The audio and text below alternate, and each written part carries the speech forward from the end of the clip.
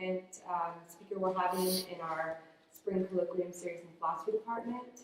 I'm very happy to introduce Dr. John Lysaker, who is a professor of philosophy and the director of graduate studies at Emory University. He has written Emerson and Self-Culture in 2008 and Schizophrenia and the Fate of the Self, also in 2008. Currently, he is working on two projects, one on the nature of art called Consider This, and the second one considering the role of literary form in philosophy, and this work he's entitling Philosophy, Form, and Conduct of Life.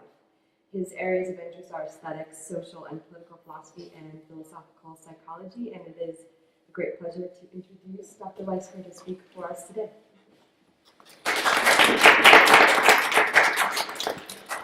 Hello, thank you for coming out today, and thanks for the invitation. It's, I'll pretend there's... No, it's all right. Sorry. There you go. I'm super happy to come and to be able to stare into this light now, to share my work. It's a really a remarkable thing about being an academic. You struggle hard in your head, you work out thoughts, and you not only get to subject your own undergraduates to them, but you get to punish people in other states. So I'm really grateful for that, folks. That was funny last night. My work's all over the place. I'm sort of bringing them together today to try to make sense of how I think texts in the humanities should be read and engaged. And I'll poke a few fingers at the ways in which maybe as faculty and students we fail to engage them properly. But mostly I'm going to try to embody what I think is a properly humanist way of engaging texts. I also view this as Emersonian, meaning that I thought most about this and learned most about this in reading and writing on Emerson. But my point is not to give you Emerson's theory on the humanities, but to sort of give you what I think is an Emersonian way of going about things. So we have a tag team here on the PowerPoint. So got the special finger. So go forward. Hit it 3 times. So I want to start with a quote from Wittgenstein, a Viennese philosopher. Nowadays, people believe that scientists exist to instruct them, poets and musicians to delight them. That these have something to teach them does not occur to them. And this has been a huge interest of mine for a long time, because I have to confess, I think I've learned a number of very profound things by reading poets, reading literature, reading essays, listening to music. And a lot of my professional work has been trying to think about what kind of learning process is that? Why do we really call that learning? What does it mean to be a student in that context? Genuinely, not that I had a good time, not that I was entertained, although that's usually the case, but that I actually learned something. What would it mean to be rigorous about this possible scene of instruction? And that's sort of what I'm going to try to lay out.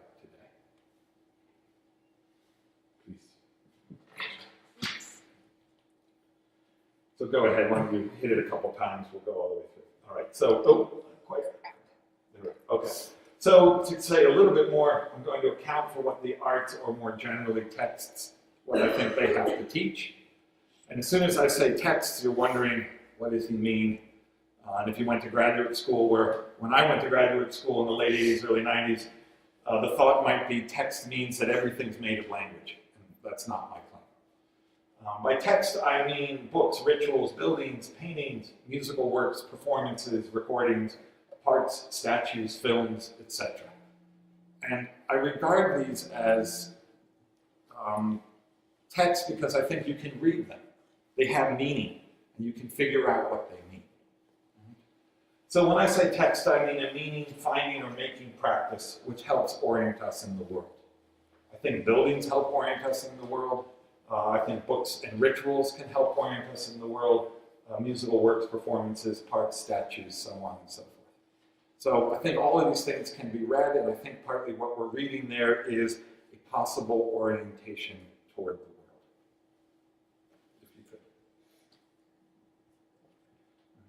I also, as I said, I want to exemplify one way of being a student of these texts, and that's a lot of what I'll be doing. I'll be engaging two kinds of texts and trying to give you a sense of how I go about it and a little bit about why I go about it that way. And what I want to say is that engaging text in this way is what I understand by the humanities. But I don't think the humanities is just about the receiving end, I also think it's about the production end, so it includes the fine arts. So that's why, on the whole, I think the teaching and learning from these texts, or the producing and receiving of these texts, is what I understand to make up the humanities. I want to spend some time elaborating on that. Okay, so the first line here is this notion. I was going to time myself this way, but I realize I'm not smart enough to shut off my ringer. So it's going to shake a little. All right, be like me. All right, and if we go to the next one, go ahead, we'll do the whole thing for a sec. That's good. So Joseph Brodsky is a Russian poet who fled the Soviet Union, came to the US. He was fond of cats. And he has this line which is really resonated with me, although there are other ways in which you could put it. He says, "A poem, as it were, tells its reader, be like me." And what the claim I'm going to make is that to engage these various texts I've been talking about, that the way in which they engage us is they're offering us a way of being. And in a way, their existence, their presentation is, I think you should be like me. This is what they tell us. The big question, though, is going to be how. So I think there are at least 4 ways that I'll look at. Okay. So one more, and then that'll be the first half. So one thing, how is it that you could be like a poem? Well, a poem might acknowledge something about the world. It may exist in order to give us a sense like, isn't this how life is? And so lyric poems might be like that. A lyric poem might tell us, isn't this what it's like to feel love or to undergo loss? And so when it says, be like me, what it's saying is, acknowledge that this is the case. This is a little bit about what it's like to feel love or to experience loss. Or a temple, to move into the realm of a building, tells us this is a holy place, and it asks us to acknowledge it. And if you're like me, and you have some sensibility like this, and you travel in Europe, and you're like, I need to go to this church to look at this painting, you feel a little dislocated. Because you're not acknowledging that it's a holy place necessarily. You're thinking it happens to be a museum with a few paintings and some other things that you just don't really want to look at the museum, because you're not interested in that kind of thing. Right? But the building, its architecture, right, the colors, the tones, the shapes, the images, they're all telling you, acknowledge that this is a holy place, that something sacred could occur here, and you need to behave differently in here than you do when you're on the outskirts of this building. Right? So these are one thing that in a poem saying, be like me, it means acknowledge these features of the world that I acknowledge. Others, right, they say, dig this. They're about pleasure. Right? What they're saying is, wow, don't you find this extremely pleasurable or interesting? So one example, if you're like me and you like math rock, which is contemporary music that wants to play in 6/8 time or 4/6 time, and you want to try to play along with the drum part, but you can't, and that's what gives the drummer pleasure. And while they're playing live together, they kind of look at each other like, did you dig that move? And the other person's supposed to go like, yeah, I dug that move. And if you're in the audience and you like it, you're like, I really dug that move. Right? The whole thing is about virtuoso playing, right? And we're being asked to, dig what they're digging through the performance. But they're convinced it should be done, right? This is cool stuff. So the work is presenting it to us as if to say, hey, dig what I dig. Art for art's sake is the non-math rock version of this. When someone defends an artwork just for art's sake, it should just exist, it's usually in the domain of pleasure. Right? We have an aesthetics of pleasure. There's something to be enjoyed here, and we ought to just enjoy and marvel at the execution. And I would say almost every work of art has an element of this. And maybe almost every text. Almost every text in all the ways I'm thinking has an element that it's put together in a certain kind of way, and it thinks that that should be dug, and it wants us to acknowledge that as well. So here's another one. And I'm not saying these are the only ways, but these are going to be 4 ways in which a work or a text could say, be like me. And one might ask us to resist something. And that begins with first an acknowledge. So what the text is presenting to you is maybe something that's viewed as evil, or here's suffering, or here's an injustice. And I have in mind here a poet, Caroline Forche, who was sort of a big force in what was called the poetry of witness. And she had been traveling in El Salvador in 1978, and some of the military wanted to talk to her because they thought she was on a Guggenheim, she would be some connection to the US, and so she met a military colonel, and she wrote a poem about that meeting. And the most gripping image of the poem is when he realizes, I'm getting nowhere with this person, and in fact, they're kind of here to talk about human rights. So he pulls out a bag of human ears and puts them on the table.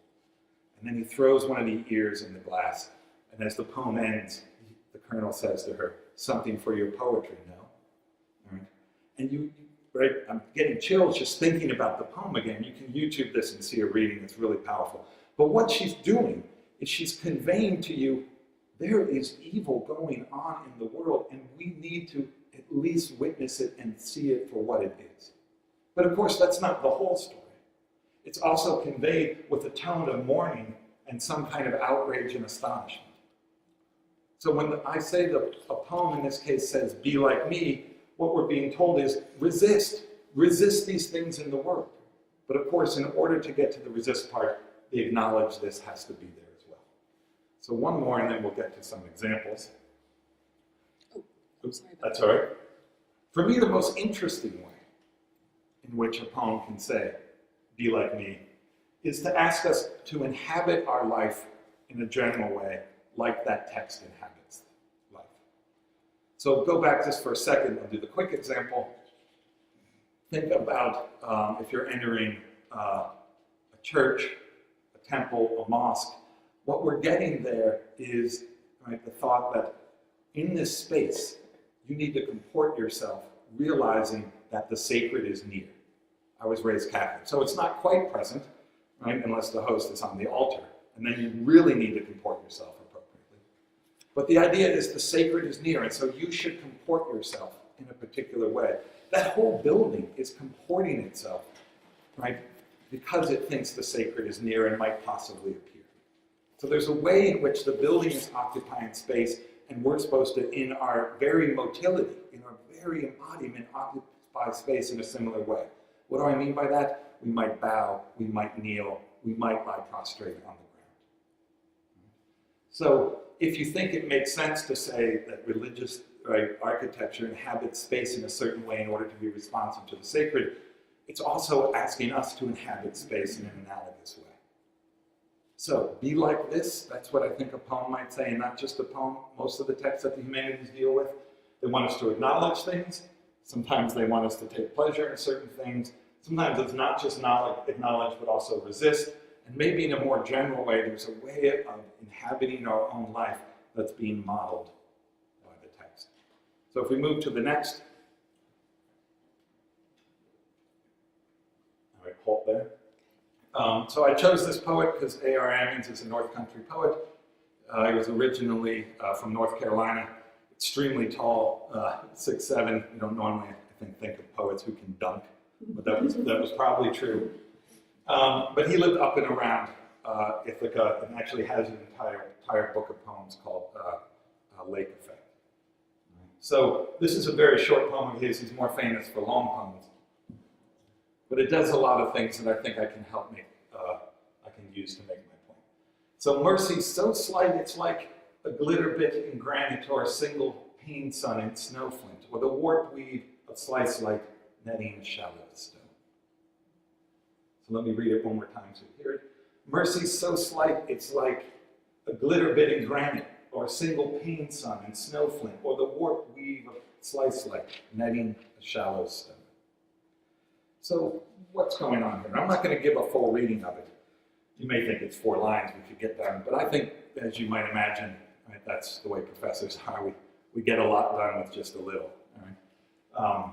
Well, we think we get a lot done. Sometimes the evaluation suggests otherwise. Right? Let's go maybe to the first one. So what's going on here? I think we're being asked to acknowledge one thing. So I need an end. All right, one more. It's called Precious Wheat Fields. It shares an insight, which it asks us to acknowledge. And my shorthand of that will be, mercy has an unobtrusive power that is easily missed. So I say unobtrusive because it's slight, it's a glitter bit, right? It's just a bit, it's a single pane sun. So the sun is not the sun, right? It's caught in a single window pane, or it's a warped weave of slice light, right? It's not light, it's a little slice of light. And what is it? Net, right? Again, somewhat fragile, a shallow stone, right? So everything is fairly minute and concrete and specific, right? Or it's unobtrusive. So the first thing I think what we're being told here is that mercy's presence in our world is unobtrusive. But that doesn't mean it's not powerful. It's a bit, but it's a glitter bit, and a bit might mean a small piece, but what else could a bit mean? That was not a rhetorical question. Drill bit. A drill bit, right? So this might, right, and it's granite. Right? This isn't a noodle bit, right? This is granite. It might be able to, right, break through things. Or a single pane sun in snowflake. Well, it might warn you. Right? I've fussed with this little phrase, single pane sun in snowflake. You're wondering which way is the light coming. But since I'm presuming the sun is not in the house but outside, I think about, when light just comes through one pane of the window. So it might warn you. Right? So here mercy's slight, right? But it could break through things. It might break through the callousness of a person, or it might warn you. Or the warped weed of slice like netting a shallow stone.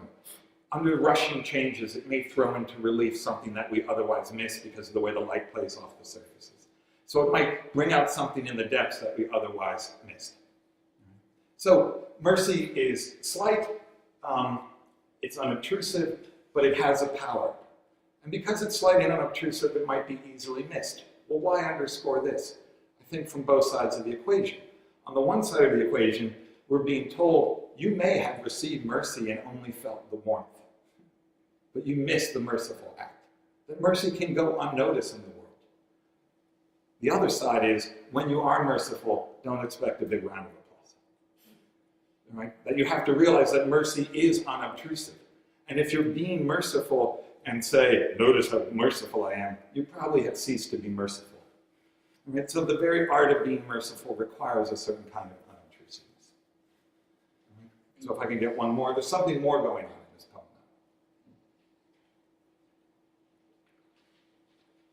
now. I think it embodies a kind of mercy.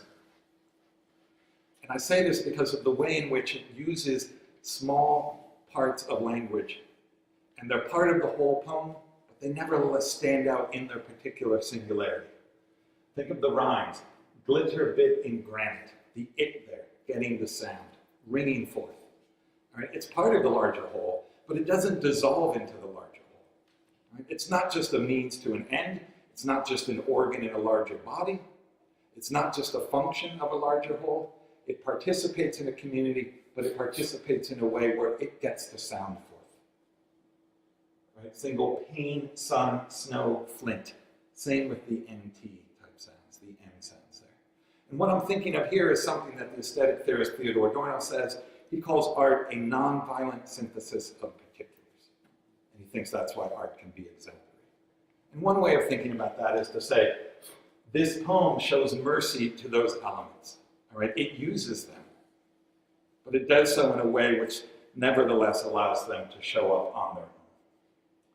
All right? So there's kind of a lesson of how a collective organization can relate to its participant members. And one more. Last thing I want to say. This also inhabits language with grace, economy, and delight. So I think if I think about this in terms of be like this, I think we're being asked to acknowledge certain things about mercy, but we're also being shown ways of being. Those things that we depend on and must use, we're being shown how we might use them in a way that allows them to nevertheless remain what they are or maintain some of their voice. And then we're also being shown how we might be able to inhabit language with delight and grace and economy, which I sort of view as a dig this. But I have to confess, I do dig it. If I could pound out 4-line poems like this, my friends would never see me. And that might delight them, but that's a different topic. Okay, so this is just one. I'm trying to give you an example of what we're being asked to acknowledge. I'm trying to give you an example of why every poem says, be like me, trying to make that a little concrete. Right? And I try to do that through the Ammons. we go to the next one. So here's something else from Joseph Brodsky.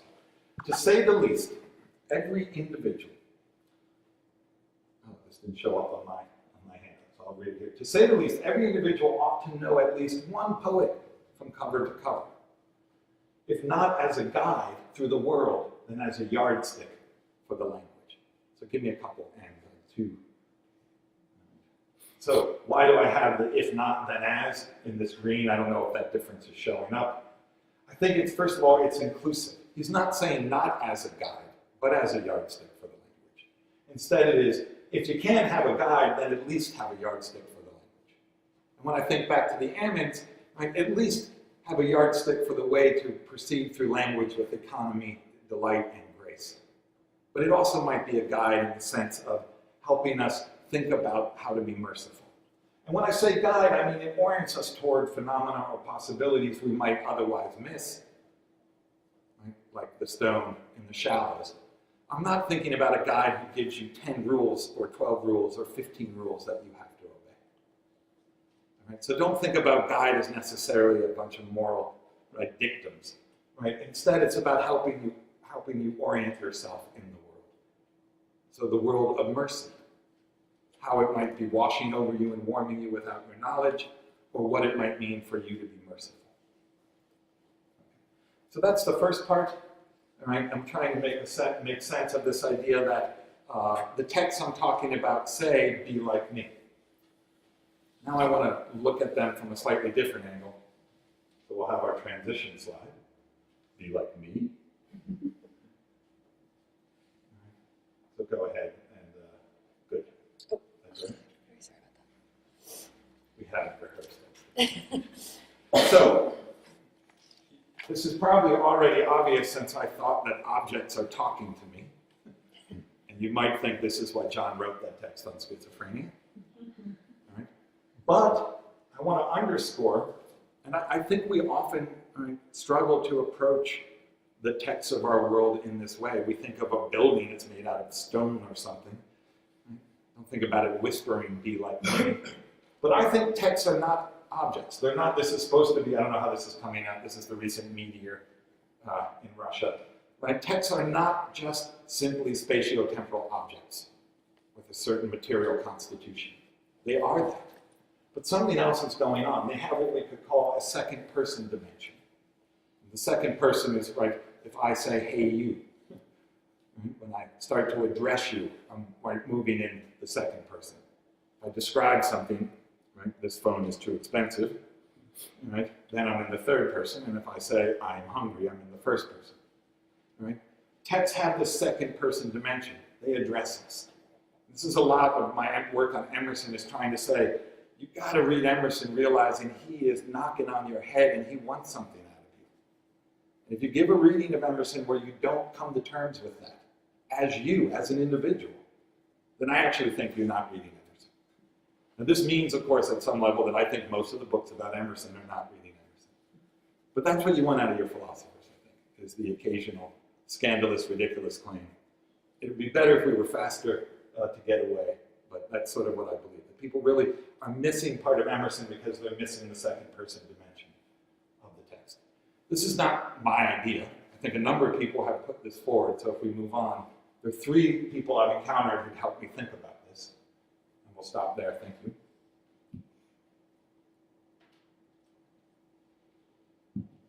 In Emerson's journal, he's talking, volume 10, if you're obsessed with these things, he's talking about his writings, and he says, you know, I'm not writing for these particular people at the time. Because my works, my essays are letters to an unknown friend. And I love this image. Right? Because he presumes some sympathy, but he knows he doesn't know who that person is. Right? So he writes with some sense that someone will be sympathetic, merciful in receiving it, right? But he doesn't know them, so he's not trying to rhetorically necessarily manipulate him because he knows everything. He doesn't know your buttons. He's not trying to push your buttons. He's addressing it as if you might be a friend. And I actually try to tell my students when I'm teaching composition to think about writing this way.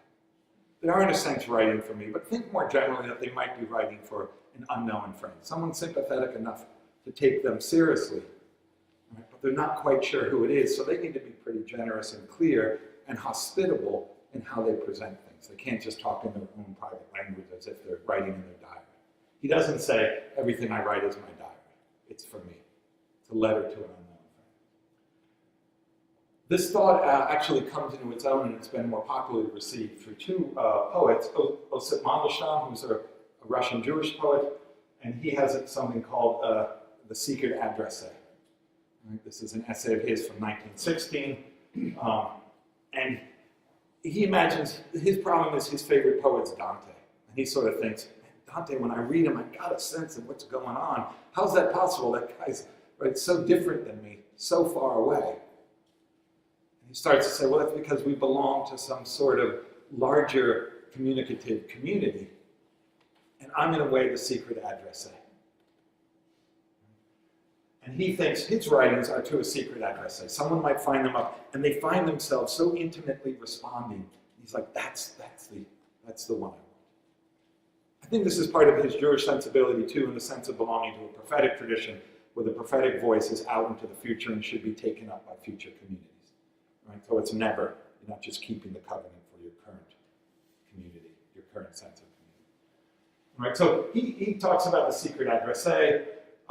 People started to find out about Mandelstam because a Romanian Jewish poet, Paul Ansel, who changed his name to Celan, was translating him in 1957, and he won a prize from the city of Bremen in Germany. And he gives this very powerful image, and he says that every poem is dialogical by nature, and it's a message in a bottle sent out with the hope, not very great, that it might wash upon the shoreline of the heart. Right? That's a paraphrase. I'm not good enough to just break it out, let alone in German. Right? But he turns this notion of the secret addressee, which I'm connecting with Emerson's unknown friend, to the message in the bottle. And I think this is a very powerful way to think about the meaning-making practices of human culture. That they all have this second-person dimension. They're all seeking an unknown friend or a secret address, or they're hoping to wash upon the shorelines of a heart. They're not confident about it. They may not have a whole lot of hope. But that's nevertheless the purpose of the practice. The purpose of the activity is that it might be received that way. Now I hope you're getting that if you found a message in a bottle and you never opened it up and read it, and you just said, this is an amber bottle with a message in it. How fascinating. You're like, someone just put a message in a bottle. They want someone to pick it up and read it. And you're like, nah. It's going to talk about, it was cold as I took it out of the ocean. Right? You wouldn't be respecting the purpose that's animating and orienting the activity. So, these three thoughts have been wildly influential to me. They just rattle in my mind. And I can't think about what I do when I read or write without imagining unknown friends, secret addressees, or messages in a bottle. And that includes how I receive. And I think if you see yourself as a possible unknown friend, secret addressee, or you're receiving a message in a bottle, you'll read a little differently. You probably won't quote someone just to refute them. That's what I call, the economy of assassination in people's essays. It's like, I welcome you to my essay in order to kill you, and now we're going to see that my powers are such. Right? So I always tell my students, why are you murdering these people? You're going to bring them in and show them some respect and engage them. And if there's nothing to say, then, walk by. All right, if we could push to the other side. Now, by calling it a second person, putting this in the second person dimension, I'm really saying that it's a proposal that seeks a response. All right, and there might be some moments in the text I'm talking about where this is wrong, because they're really offered as imperatives. They're saying, be like me. All right? So we'll have to deal with what the imperative voice might mean in Q&A if you want. But I think a lot of them have more of the nature of a proposal. And that's why I put the question mark, be like me. Right? There's something on offer. There's a proposal. We're being asked to, can you acknowledge, dig, or resist this? Shouldn't you too be acknowledging, digging, and resisting this? Or shouldn't you too be like this? I think that kind of murmur is part of all of the texts that the humanists grapple with. So we can move on. All right, so stop there. So here's another example. And this helped give me the title for the talk. So Barbara Kruger, contemporary artist. This is called You Are Not Yourself, 1982, 10 3/4 by 7 8. If you're thinking that's about the size of a magazine page, you're right. All right? That's sort of the space within which she moves. Magazine pages and billboards. So some of them are huge, right? But she's always sort of engaging commercial culture in relationship to issues of gender. So just take a minute just to take a peek at it, and then we'll go through. It looks pretty clear where I am. How is it in the back? Does this look like an image? It's not like a seagull flew over.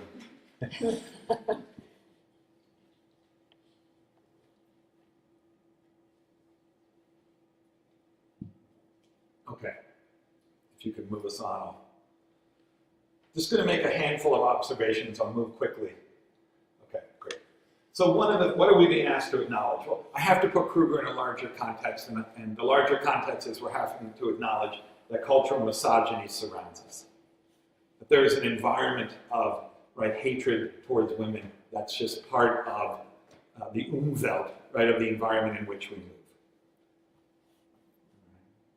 And a lot of it has to do with when you flip through magazines or you see billboards or you watch television.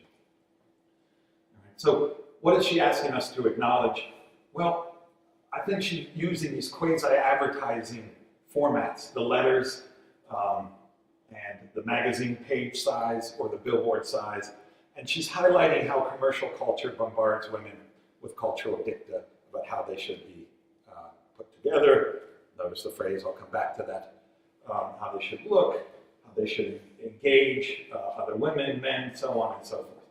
That there's a lot of unsolicited advice that's part of being a woman that is announcing itself from all corners of culture. All right? And she's sort of pointing towards it by using advertising like images, lettering, and sizes. So if we could cruise on.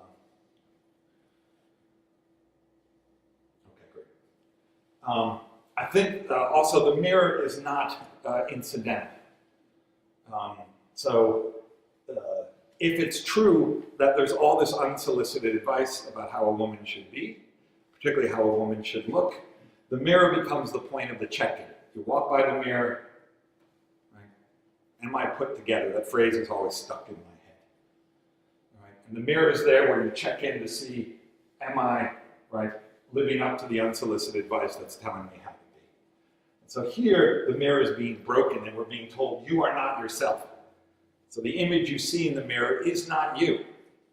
This is the image of that's been coercively reproduced again and again by a misogynist culture. Now, whether or not marriage is also a prison here hinges a lot on whether this ring is what broke the mirror.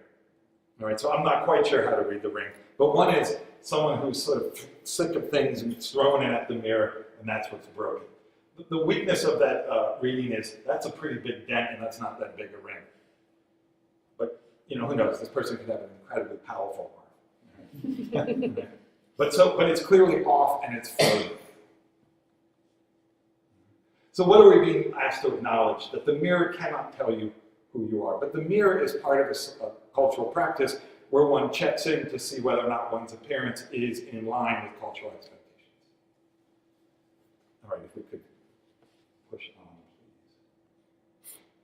Resist this. So what are we being asked to resist? Well, I think the cut letters suggest that existing patterns of language must be reassembled. That the units in which language come might themselves be conveying part of the misogyny.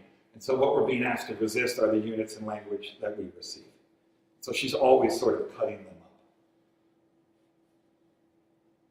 If we could actually, that could be the ring, because it could be the image of the ring flying off the mirror, and it's near her face. See how small the ring is? Yeah. It could never fit on her finger. So it has to be an image of the ring, which is near her face. All right. Yes. That's my take on it. Yes, I got a new place to go next week. I'm taking you with me. All right. So what's the be like this? I think one is be on guard in the world of images and slogans. That just sort of is so part of Kruger's work. Right? That it maintains a vigilance in the world of images of women. So if we,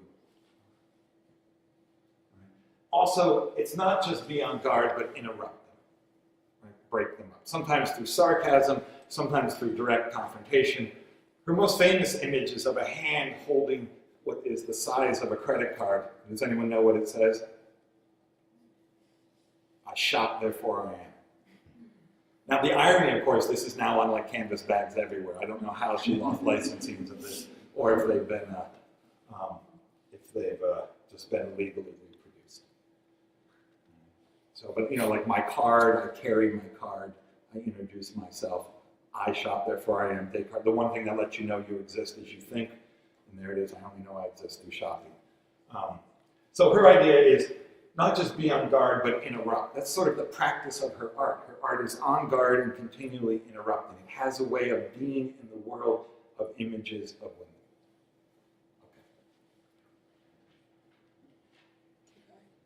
Okay. So there's an invitation here to engage. Be like me with the question mark. There's a proposal. But we don't need to necessarily embrace what we find.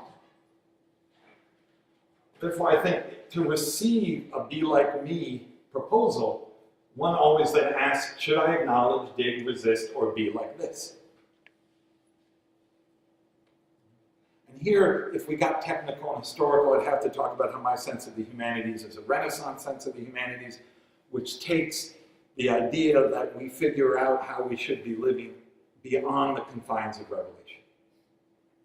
So if you're beyond the confines of revelation, the second person address will never rise to a true imperative. Because a human imperative, you always can ask, does this person actually have the authority to be using the imperative? So the human imperative, right, can always be questioned. Other forms of the imperative might not be. And so I'm in a Renaissance humanism when I'm claiming that all these be like me remarks are proposals that we can interrogate. But that's a longer sort of historical argument. So always ask, should I acknowledge, dig, resist, or be like this? And express your reply with reasons. So if we move on, I'll fuss just the weest bit. Oh, no, right. Another way to say it, so I go back, sorry. Right. Write a letter in return, express your reply. Like when I receive these proposals, I'm working out a letter in return or a reply. Okay. So let me fuss a little bit with one aspect. Give me one more. Good. All right. Kruger's work can be sometimes didactic, meaning it offers instructions. It not just shows us how to be, but in partly it tells us how to be. And I worry about didacticism because it can invite obedience. How are we supposed to respond to didactic texts? And what I don't like about obedience is it keeps us looking for mirrors that will tell us who we are. It may break this mirror, but there'll be another mirror that I have to keep looking in to make sure I'm in line with what the didactic has asked me to do. Now, I love Kruger's work, and it offers so much more than slogans. But the slogans often strike first. They're very potent. And so there's a risk in her work.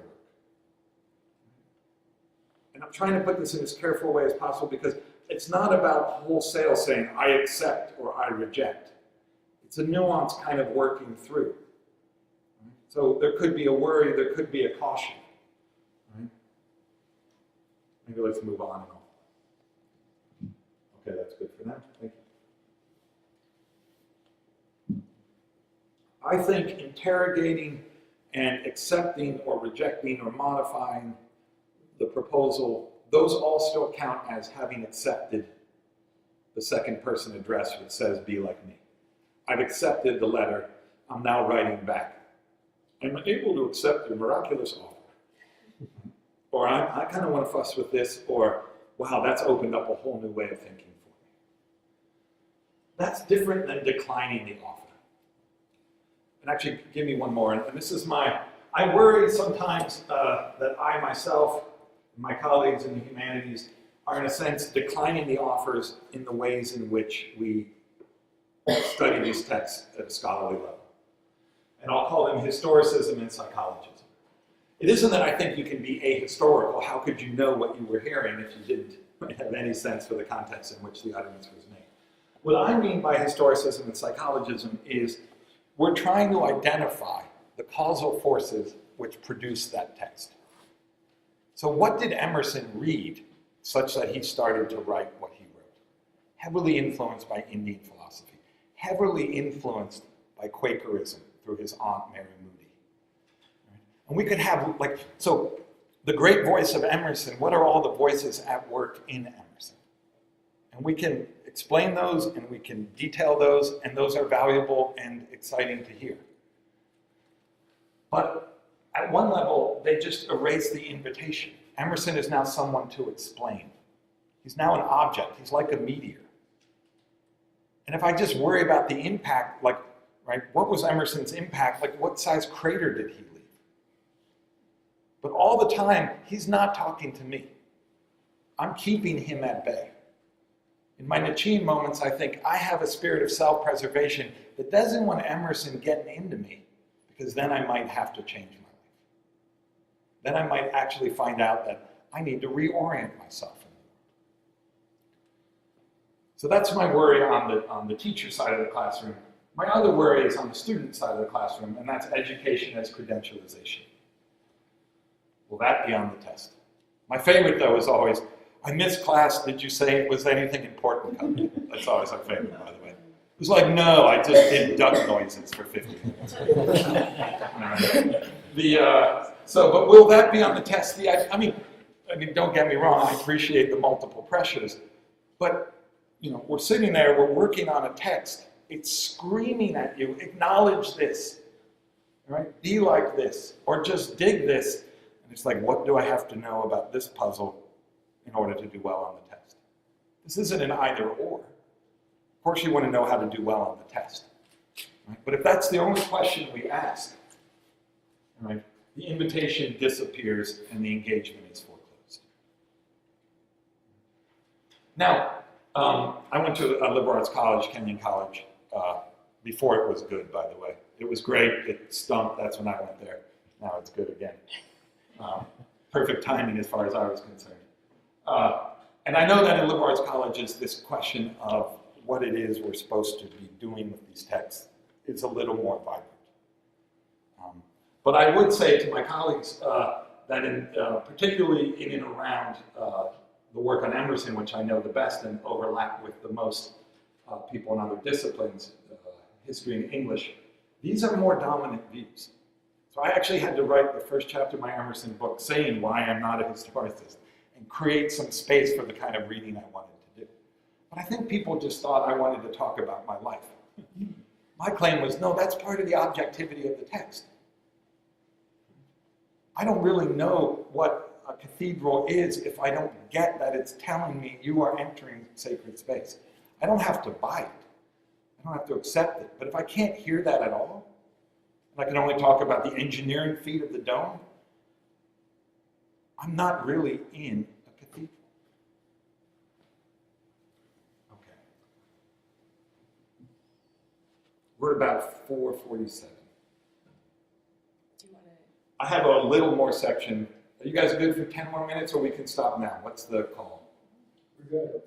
Okay. All right. I lied. 20 more minutes. Keep going. Keep going. So, why? Okay, John, maybe you've convinced us, but this just sounds like highbrow finishing school. Right? We can all have these great existential engagements, but why do we need them? What's the value here? So I want to say a little bit about this. The number one argument is about world citizenship and democratic citizenship. Right? If you can't talk with those people with whom you share the polis, you're not going to have any meaningful discussions about what laws should govern you. Right? And it just turns out once you have a global economy, that it's not just about the polis and the people who vote with you. Your life is interwoven with lives all around the world. Right? And you cannot rationally claim to favor a democratic process of will formation you're unable to speak with meaningfully your fellow citizens. I'm completely compelled by that. Right? I'm so compelled by it that I've turned it into like a little card, right, that I just summarized. But I want to talk about one other thing that I think why we really need this. Okay, so here's Ralph Waldo. One more. So in case you were dying to know his dates or wanted to admire his proboscis, here's his line: "The man is only half himself, the other half is his expression." This is from the poet, Essays, second series. I have to tell two funny Emerson jokes. Actually, I'm not going to because I said 10 minutes. All right. And I know everyone just thought there are no funny Emerson jokes. All right. So this is what I want to work with. Human beings are only half themselves. Our other half is our expression. And I've cheated a little by sewing this word along the way to prime you a little bit for this. But my claim is we're not going to get to our other half. We're not going to encounter or deal with the other half of our being unless we pursue the humanistic engagements that I've just been outlining. That we are only half ourselves, right, if we are unable to receive and receive the proposals and continually engage the proposals of the various texts that I've talked about, and more or less in the way in which I've talked about them. So let's move on and we'll get to why. Okay, that's good. Actually, go ahead. Sorry. One more. Okay, so here's the "we are not yet ourselves." So this is, I'm spinning off Kruger, "you are not yourself." And I'm sort of claiming that when I think about the humanities, when we think about the humanities, we need to think that we are not yet ourselves. And this is kind of the perpetual human condition. We are always in the position of not yet being ourselves. Okay, that sounds a little goofy. What could I mean? Well, we become, we change. And we only learn about ourselves through those expressions. Right? So expression here is kind of a metaphysical concept that Emerson is drawing from Neoplatonism and Spinoza. And that is that nature expresses itself in a variety of ways. And the way in which you learn it is by studying its various expressions. So we become and change, and we learn about ourselves through those expressions. We don't know ourselves by just sort of looking inward and saying, John, I'm glad we had this time together, now I know who I am. I actually have to encounter myself and the way in which my behavior changes and grows and transforms in my life. So part of it is, I'm not going to know. I'll be a little autobiographical about this. So, I got to do this in as concise a way as possible. Just think about yourself in classes, talking principally to the students here. Right? You may think you're no good at something, or you would never be interested in it, but of course you don't know that till you actually are in that class reading those texts. And you may have talents that you never knew about until you were in a context where they could show up. Who would Mozart have been if his father was a canoe maker? We never would have known. He was a musical genius because he was in the right context where that could show up. My joke is always, he might have been the world's greatest whistler who made canoes, right? But he wouldn't have been Mozart except for in a context where that could continually manifest itself. But it doesn't show up whole cloth. These talents you find you have, they're not ready-made. They're not Athena out of the skull of Zeus. We need to learn how to be in our changes. They're just possibilities. They're things we have to pursue and work on. And we're going to hit limits. So, we become and only learn about ourselves through our expressions, the ways in which our character manifests itself in different contexts. And we, to the degree we affirm those, we acknowledge them, we accept them rather than resist them, and we want to be like them, we actually have to learn how to be in those changes. So as we age, I can't be the same teacher I was when I was 30. So we were joking a little at lunch. When I was 30, I could be hip, I knew all the same music, I could talk about the same music. Now if I try to be that way, I'm creepy. Right? I just have to find a new way to engage. And so I have to learn how to be a teacher, which is integral to my being through my changes. I have to now learn how to be a teacher in a different kind of way. So I'm realizing myself in my aging, and now I have to learn how to be who I'm becoming. I am not yet who I am. I'm only half myself, the other half is my expression, and I'm trying to keep pace with it. So as we age, or we find ourselves in new contexts. Put yourself in a new context, new sides of you are going to come up. You may find that you think you're not particularly averse to risk. Travel the world. Go to all kinds of different cultures and see how you are relative to risk. But let's go on. How do we make friends, fall in love, acquire power over others, experience grief, gain wealth, witness suffering, discover enemies, etc.? These are all ways in which our self continues to express itself, and these are all ways in which we need to learn how to be in those changes. It's different to be a friend in elementary school. It's different to be a friend in college. It's different to be a friend when you've been really intimate with someone and now you live 2,000 miles away and you only see each other once every 3 years. So you have to learn how to be in those changes. You start having your decisions have impact over others, your sense of what justice requires changes. Discover enemies. It's sad but true. There are people who are not out for your well-being. This is hopefully not the takeaway point. That's paramount. But once you realize, how am I going to deal with this? I thought I could, always find a way to get someone on my side. You're playing into their hands. Right? You could have enemies in the world. How then are you going to grow into those changes? Because chances are, if someone's really not on your side, you're going to relate to them in a way which is not the person you want to be. How are you going to deal with it? So, we are continually changing. Those changes are expressions. We need to learn how to be in those expressions. We can acknowledge them, we can resist them, we can affirm them. We need to learn how to be in them. Okay, almost done. Go forward. Okay, go back. Finally learned how to put together a slide at the end. Okay, what humanist text asks us to acknowledge, dig, resist, or be often helps us learn how to be the selves that we are always becoming. Right? These texts are great company. Right? They give us all kinds of insights or missteps about the various changes that we find ourselves going through. So at that level, we have company. These proposals are things we can try on, engage, entertain, as we try to acknowledge and grow into the changes of our lives. If I could get the next one, Jen. Humanist texts also exercise and develop our very capacity to learn how to be in the context of changes. And this is why I think they're most vital. That the proposal, which requires a response for you, starts to change you, put pressure on you, and you try to work through it, and you have to decide, can I acknowledge this? Can I dig this? Right?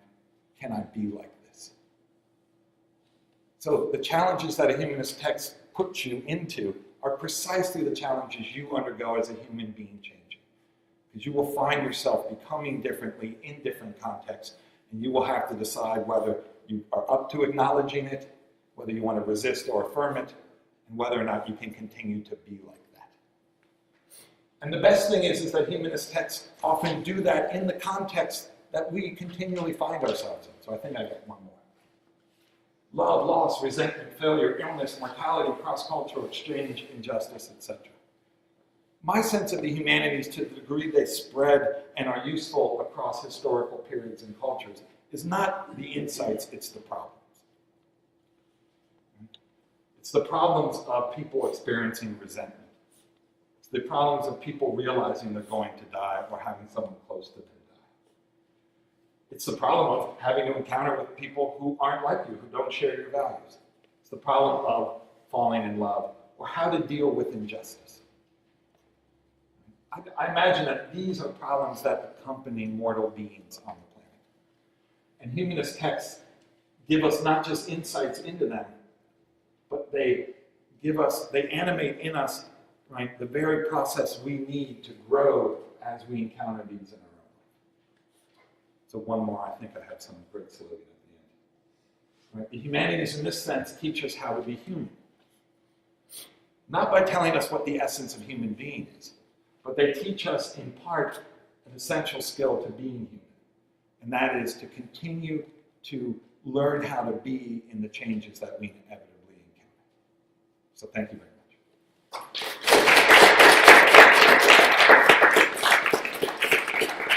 So I'll open up for questions. I'll let you go ahead and field the questions. Okay. Can we get some lights in here? Yeah, Or is we this, get, because there's certainly been no illumination thus far. yeah. Oh,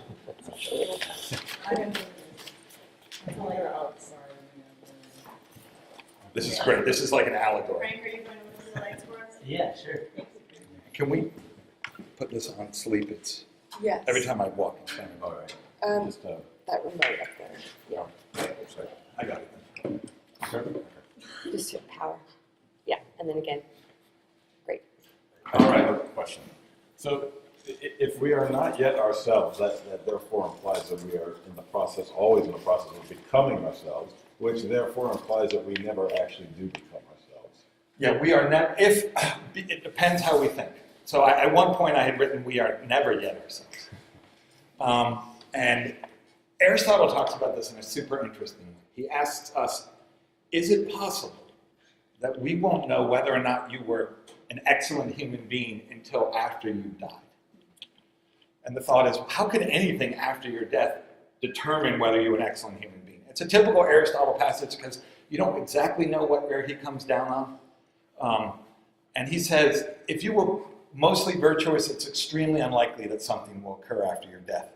But what he has in mind is that your activities, what Emerson calls your expressions, continue on after your death. So your children may grow up to be menaces. And at that point, you may not be around to punish, but we're not going to claim you're an excellent human being. Or you may have helped put someone into power and they turn out to be a traitor. All right? So the final word on who we are becoming is only uttered after we pass. And that's something that becomes another issue that we have to learn to deal with. Well, that changes also. I mean, like, even after you're gone, people's interpretations of you will also continue to evolve and change as they evolve and change. So you're never one person, like a rock that you can hold in your hand. Yeah, no, this is right. And I'm glad you also brought up, there's another, you can tell I have a hard time getting it all within a manageable time frame. There's the whole other dimension about how it is that the regard of others prompts some of these changes. I put it in there in terms of friendship and loss and power, but also what others say about us. Right? Those become things that we have to sort of worry about and deal with. And even if we continually reject them, after a while, if people keep telling you certain things, that's going to become who you are. Like, wow, why do people keep misinterpreting me? And that will become part of who you are. So there is that whole other dimension of how others interpret, and that gets us into some of the intersubjective psychological dimensions of it. But yeah, I think on this model, we are never yet ourselves. And Heidegger takes this insight from Aristotle, and this is why he says we're being towards death, but the problem is when death arrives, what it really tells us is we will never encounter ourselves in our wholeness. And that's a problem for mortal beings. That problem is overcome if you move into a new space and your wholeness is presented to you by a judge. Says your wholeness was not particularly wholesome. I have somewhere for you to go. Please. Yeah. Two different things. First, let me invite you to tell the Emerson jokes. So, All right. did not take time for it. And secondly, let me ask you if you would talk a little bit about how this understanding of humanist text, and particularly the idea of the message in a bottle, influences or manifests itself in your own authorship. Sure. So now, big pressure on the Emerson jokes. I have to say, they're not that funny. No. The first one is Emerson was a Unitarian minister, as maybe some of you know, but he left because it was too confining. So not many Unitarians, or everyone's a Unitarian, I'm in trouble now. So I was raised Catholic, so Unitarians, not a whole lot of dogmatic commitment. So if someone finds that too confining, little paradoxical. Okay, the next one, however, is funny. This is how Johnny Carson made his career, by the way, dropping bombs and then kind of going like this, and people enjoying that part, except like now. The second one is when Emerson met Margaret Fuller. Do people know who Margaret Fuller was? All right, so a woman in the 19th century. She's a key member of the Transcendentalist circle, and she is a firestorm of life, energy, and learning. And she did some of the earliest translations of Goethe into English. Covered the revolutions in 1848 and did a lot of journalism, and sadly died in shipwreck on the return. And Emerson writes in his journal, "I have met Miss Fuller. She is brilliant. I do not know if I like her. She makes me laugh too much." Okay, so not the guy necessarily to invite to a party. So the second thing, how to think about, and I think about my own writing practices in regard to the unknown friend, secret address, a message in a bottle. So it started with me thinking about how to quote and cite and engage people. So partly to realize that the texts I was reading and responding to, if they were proposals and offers, that there's a certain kind of vulnerability in the very existence of those texts that I'm exploiting when I just hammer them and try to make them look bad in prose. So part of it just completely transformed the way I engage the scholarship. So I more or less avoid polemics altogether. And when I disagree with someone who is influential to me, I go out of my way not to make that disagreement too much in the forefront. The problem with that is then people think you're closer to that person than you are, because they have to track the differences more concretely, and it would be better if I just put up a sign here and said, at this point, Stanley Cavell and I disagree. Here's why. Now follow me. But that's sort of so that's part of it. The second is I try to write with an extremely inviting tone. Try to be hospitable, because I take this proposal notion very seriously. So the beginnings are always clearly trying to lay out, here's a problematic, wouldn't anyone be interested in this? So I don't think there is a general reader. That's sort of this mystery. That's sort of like, how many people do we think will buy this? But I do think there's a person where you can at least get the ball rolling. Right? And then you can sort of intensify, and not every sentence has to be for every reader. And it's perfectly fine if people reading a book say, wow, when I got to this section, my head hurt. I want to say, yeah, that's what my head was hurting too, but I was trying to get something done. So it makes me think of what communicability is different. Rather than there being a general audience where everything monochromatically is directed, it's about being hospitable on the front end and then trying to intensify and go places, having recapitulations and things of that nature. It also has to do then with what examples do I choose. And if it is true that in the history of philosophy, not always in the prime text that we teach, but in a lot of the texts of the prime authors that we teach, misogyny is apparent. Try then to include as examples and discussions things that try to open up a space in philosophy for women readers where that isn't going to be an undertone that has to be confronted. So we could go on, and there are a number of different things. So it's, the dig this is in there too, try to write in a nice prosaic way so it sounds appropriate. Concrete examples, how does someone know what you're talking about? No problem with jargon, it has to be earned. Right? And not by having a PhD, it means I've made it concrete in a discussion that now I can use it going forward, and hopefully that concreteness will be there. So the last sentence of some of my things, it's like 7 or 8 terms I've been trying to build up like instruments throughout. But I don't think that's the same. So all these sorts of things, that there's someone on the far end there. And also the people I'm responding to are in a state of vulnerability with their own gestures. Now, how do I accomplish all that? No, but that's what I try to do. Please. Yeah, I have a question about what can be a text, and the focus here is on humanistic texts, but I'm wondering if things that aren't works of art, that aren't artifice, whether or not those sorts of objects can have meaning, can address us, and I guess we can use the meteor as an example. Yeah.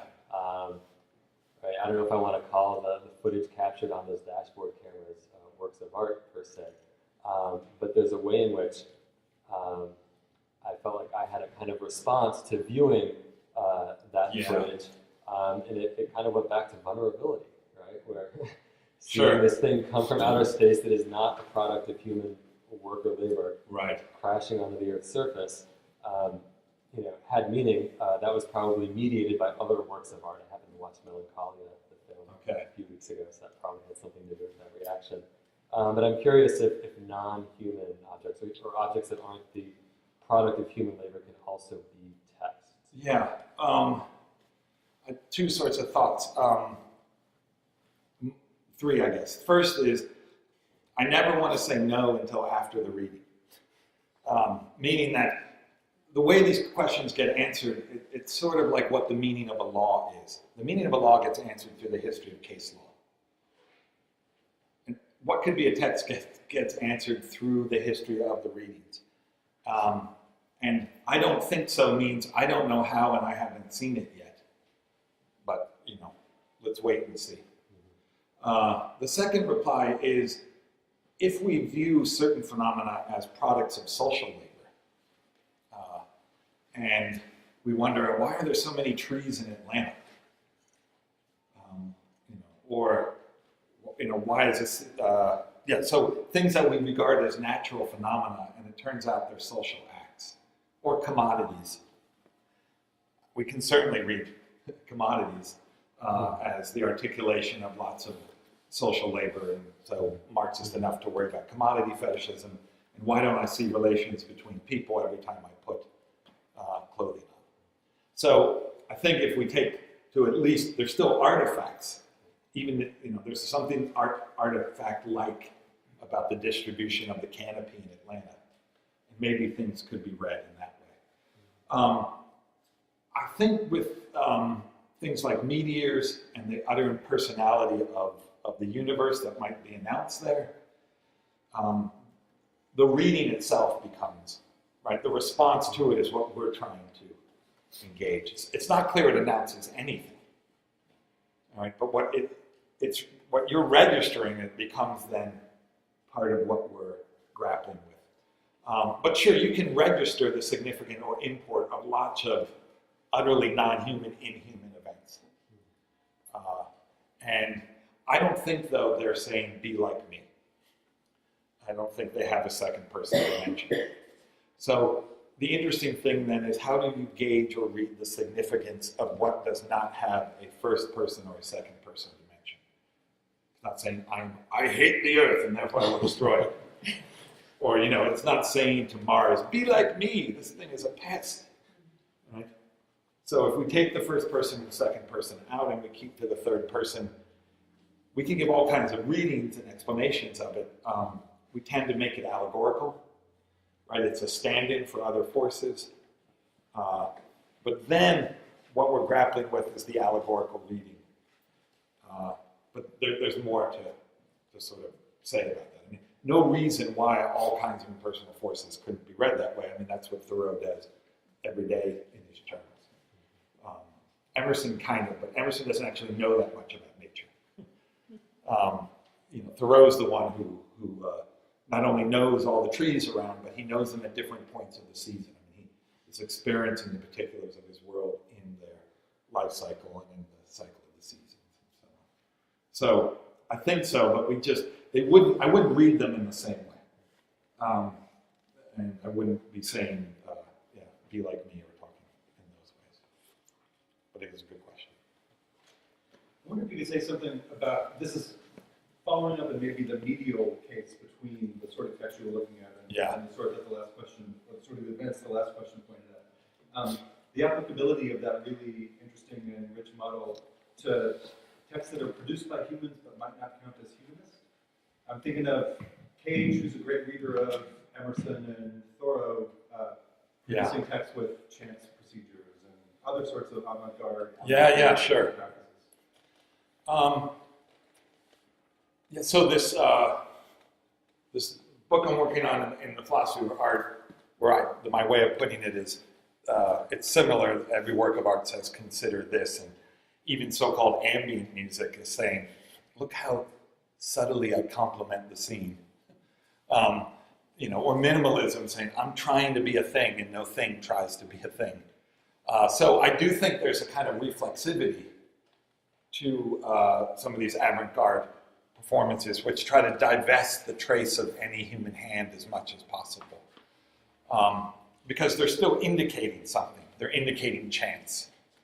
They're indicating, hear everything you hear when no instrument is playing. That's what's in all the silences when, the piano is actually playing. So part of it would be to try to get into what we think is being articulated in the Cage-like performances. For me, the me, be like me, isn't really the author. It's the work. And there's a giving itself over to chance. That's such a part of Cage's aesthetic. There's a sort of art of non-self-mastery. Emerson has the line that the way of life is abandonment. And that makes me think of how, there's not a whole lot of direction.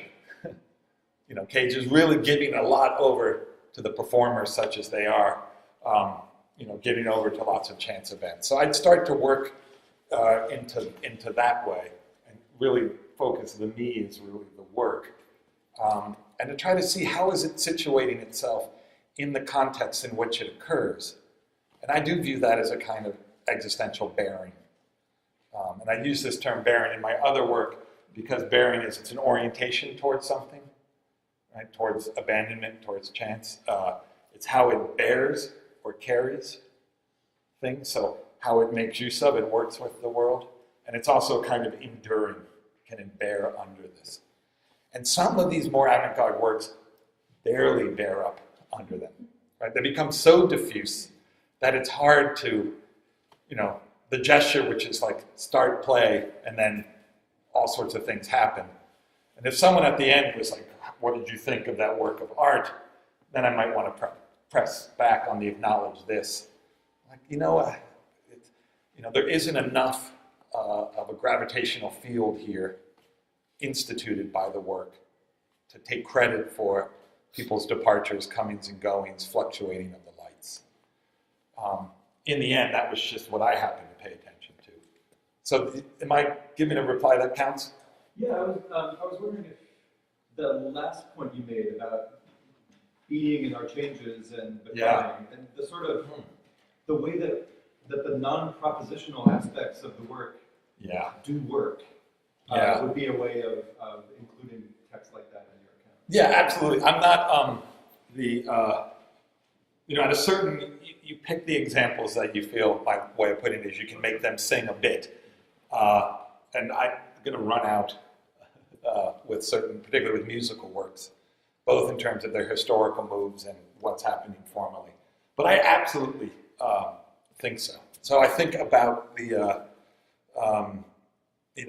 Beethoven's Fifth Symphony in the first movement when it goes down to just the oboe and that solitary voice. And that's a moment which just resonates throughout because I can't hear anything from then on, except that there are these solitary voices that we might be reduced to at any moment.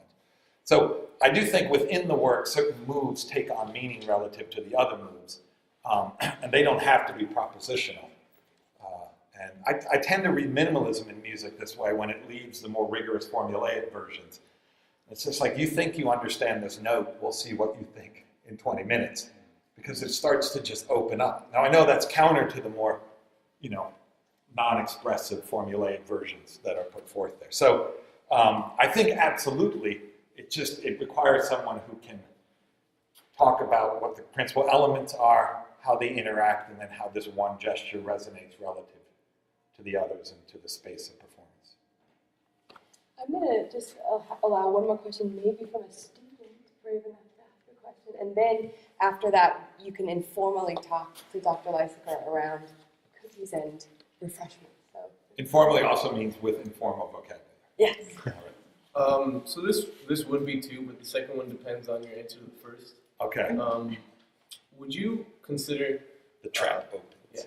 Yeah. So kind of would you consider the idea of the person that you are change is different than the person who acts in that situation? Kind of like when you buy coffee in the morning, you don't buy coffee because you're the person who buys coffee, but you know that the idea of yourself is someone who buys coffee.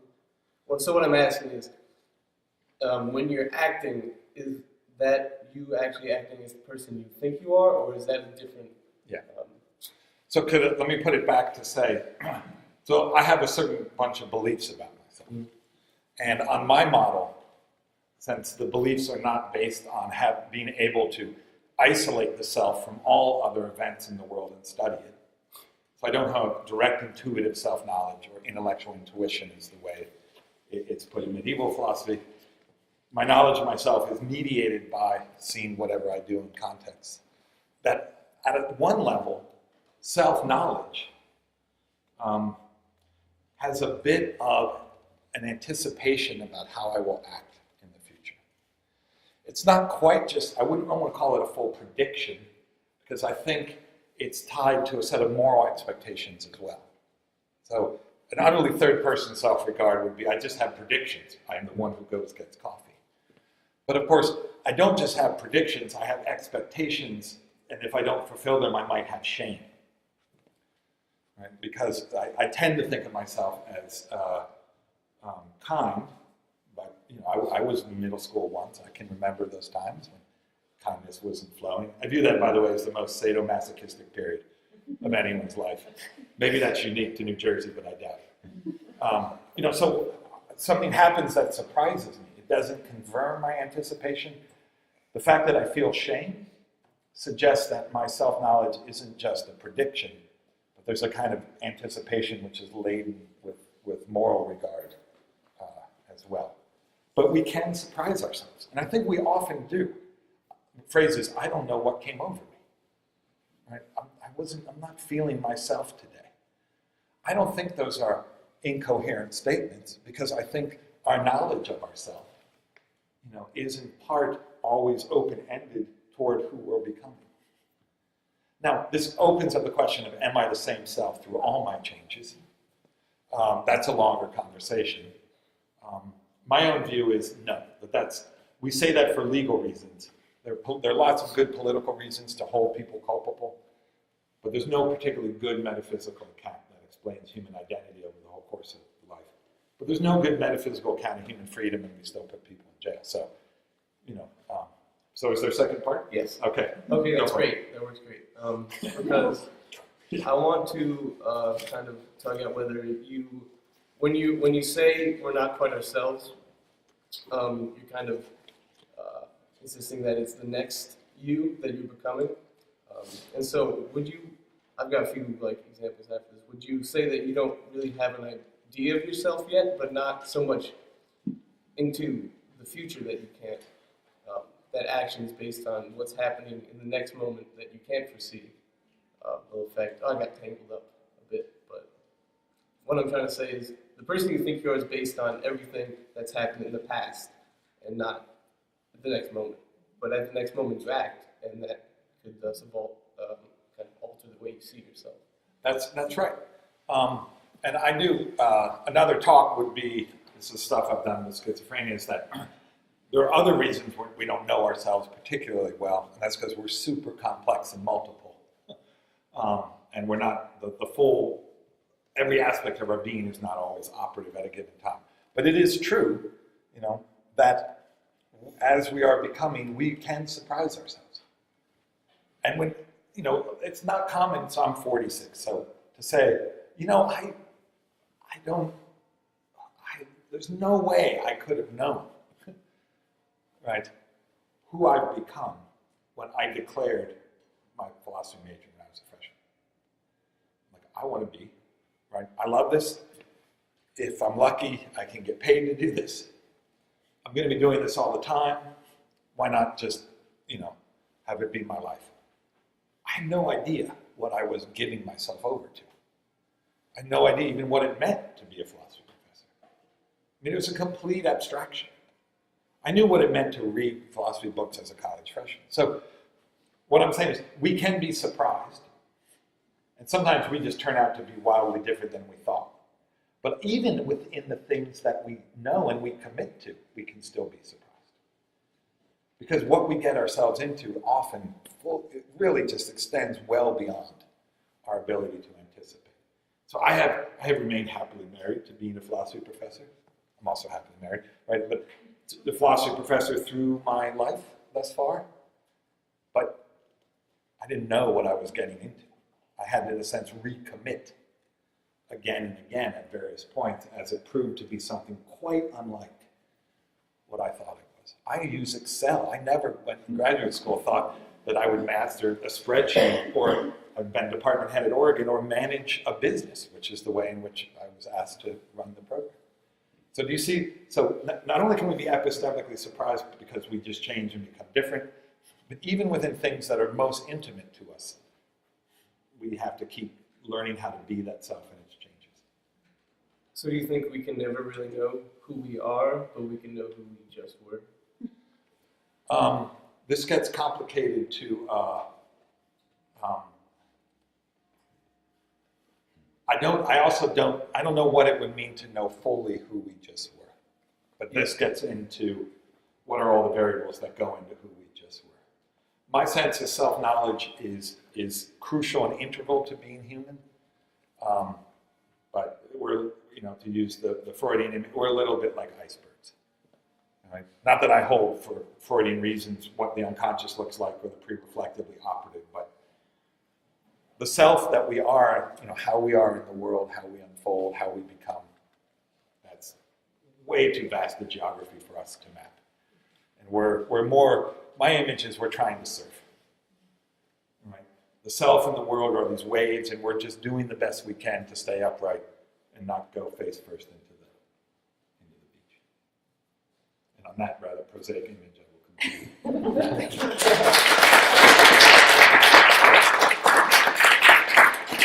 Professor Lysaker will stay a little bit. Yeah, I have some Thoreau jokes as well.